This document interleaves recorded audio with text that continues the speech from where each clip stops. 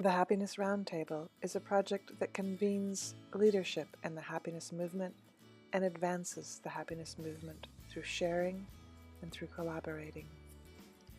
In this section, hear Alex Nunn of Action for Happiness, a nonprofit based in the United Kingdom, speak about a personal evolution of happiness and of how personal actions for happiness can bring about societal change for well-being, happiness, and sustainability in our world, and for deep and wonderful feelings of happiness. But I came into this call with the intention of carrying something that feels really important to me, which is the seed of hope that keeps me working in the world of happiness when so much of the world seems so dark. I'm part of that younger generation that has been born into a world that seems to be falling apart, and spent a lot of my younger years kind of rebelling against that and really struggling against it. And I then kind of took a more positive approach of moving into working in campaigning and activism, which was based on a kind of a model of, identify the target and apply pressure until that changes.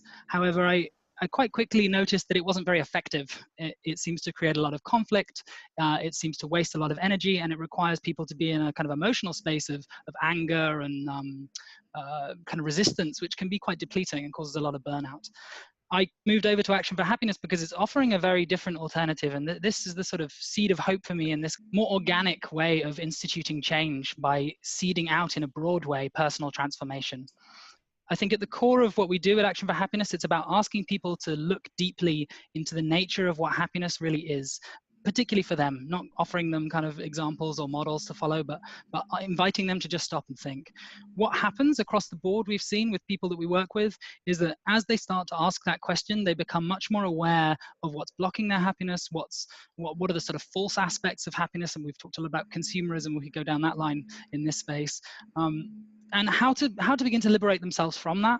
They also become immediately aware of the importance of others in their lives. You don't really have to tell them that. As soon as someone thinks about happiness, they appreciate the human beings that are around them. They also, through our work, we notice become the combination of those two things. I think the liberating of a lot of stress and the letting go of that, and the awareness of the importance of others also combines with this sense of agency that builds, that they start to become aware of all the things that they can do to start looking after themselves and others and people in the world around them. I think those three factors are already the foundations for a very different type of society emerging. And I think just the seeding of that is already quite powerful. But when you think about the systems that are controlling the world, from my perspective, they seem to be every one of them made up of people. And if you've got a distributed model that's creating that kind of personal transformation within the nodes of each of these systems, you may not be having the same kind of plan of attack kind of thinking that you might have gone for in a traditional kind of campaigning approach, but you've got a much more kind of organic and powerful systemic effect that can perhaps not look like it's changing very much very quickly, and then suddenly seems to change a lot. That gives me a lot of hope.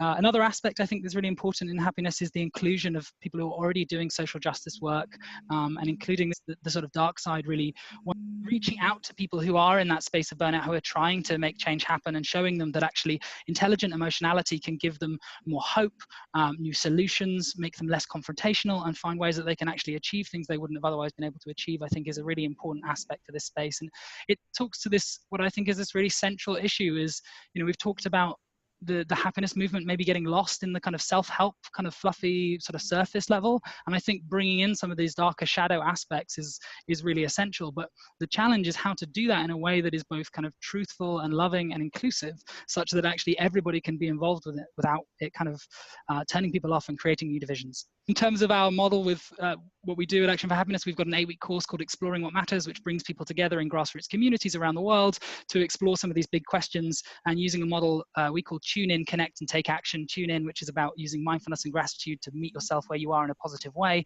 Connect, which is about connecting to others. And Taking Action, which starts to build this kind of snowball of agency that starts to ripple out both from small actions that might be taking place in themselves, their family, their workplace, and then out to more kind of community interventions. And my hand has started doing this, and it's a kind of whirlpool of interconnectivity that creates action that's much greater than the sum of its parts. Go to happinessroundtable.org to learn more and hear from other visionaries.